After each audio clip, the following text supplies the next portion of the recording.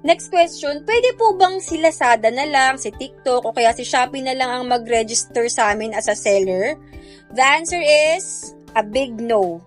Bakit? Kasi meron po tayong tinatawag na Data Privacy Act. Meaning to say, hindi sila pwedeng mag-handle ng ating mga confidential documents, ng mga personal information natin. And remember, as a business owner, this is our responsibility. Responsibility natin to register our business, responsibility natin to comply kasi ito ay mandatory ng government. As much as we wanted na sila na lang yung mag-process sana, but unfortunately, the answer is no, hindi po pwede. So since hindi pwede, proceed tayo sa question number 6. Paano ba tayo magre-register ng business? Umpisahan natin yan with registration for TIN. So, ano yung TIN? Yung TIN po stands for Tax Identification Number. Ibig sabihin, yan yung identification mo as a taxpayer.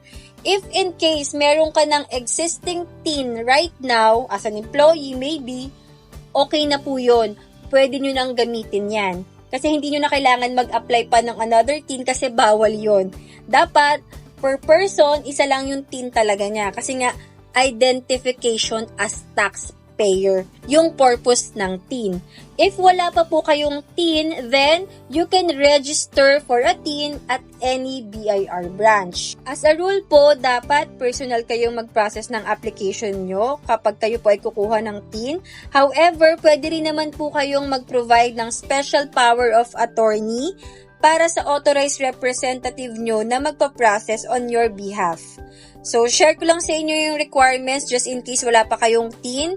Dapat meron po kayong completed BIR registration form and then valid IDs plus marriage contract if married women po kayo. So, ganun lang naman yan kabilis. Actually, napakabilis lang kumuha ng TIN. So, I think this is not the hassle part.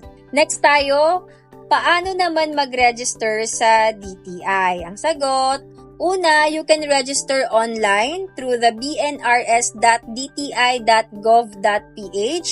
Yes, pwede po kayong online mag-register. Hindi nyo kailangan ng ibang tao, hindi nyo kailangan ng fixer para gumawa niyan, hindi nyo kailangan magbayad ng ibang tao, yung mga nakikita nyo na paggawa ng DTI or what, please do it yourself kasi napakadali lang. At the same time, marami kayong matututunan, tsaka make sure nyo na accurate yung ilalagay nyong information kasi importante po yung information na ilalagay nyo dyan. Okay, so ano ba yung DTI? DTI stands for Department of Trade and Industry. So question, bakit ba natin kailangan mag-register sa DTI? Kailangan natin mag-register sa DTI para yung business natin meron siyang legal identity. Plus, mache-check natin doon if we have the rights to use the business name. Kasi kapag kayo po ay nag-register sa DTI, meron dong check name availability if yung business name na gagamitin nyo is meron ng may-ari. Kapag may may-ari na yon, hindi nyo na pwede siyang i-register. Kaya as much as possible, as early as now, make sure na mag-register kayo sa DTI para hindi siya maagaw ng iba. Kasi branding yan, 'di ba? Also, singit ko na rin dito na ang business name registration po is not a license to operate a business. Kasi merong iba na nagsasabi, may DTI naman ako eh. Parang ang dating tuloy is pwede kang mag-business dahil may DTI ka. Again, ang DTI po is business name registration. Hindi po siya registration to get a license to operate a business. Just to make things clear. If in case meron po kayong mga questions about DTI, ito yung contact information nila. I got this from their website. Diretso po kayo doon kasi for sure ako maraming information kayong makikita or baka possible yung tanong nyo masasagot na doon diretso. But if in case hindi, meron silang available phone numbers and email address that you could reach out. Next is, paano naman mag-register in BIR or paano tayo makakakuha ng Certificate of Registration? Sellers must register their business with the BIR RDO. RDO stands for Revenue District Office. Kasi depende yan kung saan yung lugar nyo, yung jurisdiction ng lugar ng business ninyo, merong mga respective RDOs para doon. So, if you would like to know kung kung saan kayong RDO, pwede nyo nang idiretsong check yan sa kanilang website. There are 4 ways para kayo ay mag-register. Una, pwede po kayong mag-walk-in application. Pangalawa, pwede po kayong mag-register through the new business registration system. Punta lang kayo sa www.bir.gov.ph,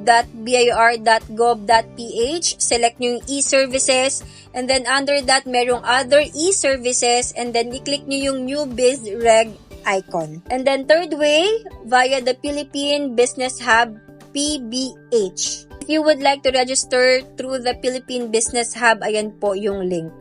And then, last but not the least is the BIR Online Registration and Update System, yung ORUS na tinatawag.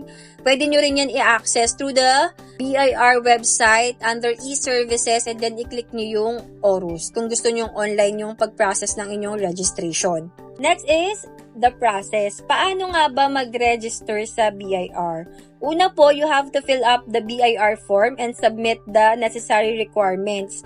Ano yung form na fill outan nyo? Meron pong dalawang klase ng form, yung BIR Form 1901 for individual and then BIR Form 1903 for business. Kung kayo po ay corporate type, like kayo ay malalaking kumpanya, corporation, may tao kayo, may payroll kayo, yung BIR form yung kuhanin nyo. BIR Form 1903. Pero kung individual lang naman kayo, BIR Form 1901.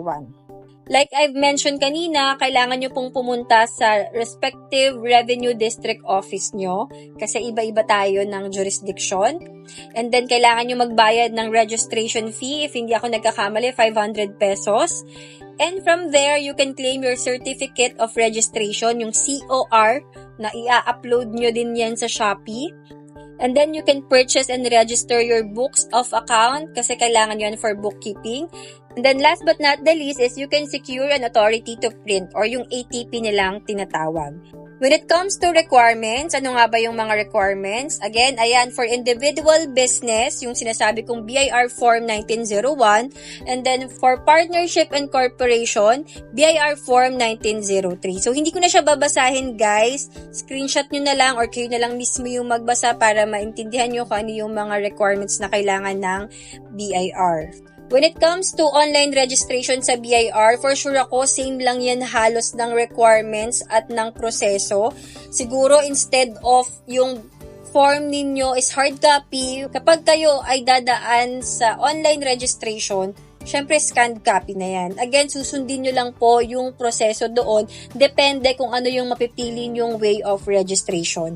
But in terms of requirements, I think almost the same lang po yan. So, ayan, feel free to screen grab or read it para meron po kayong idea na.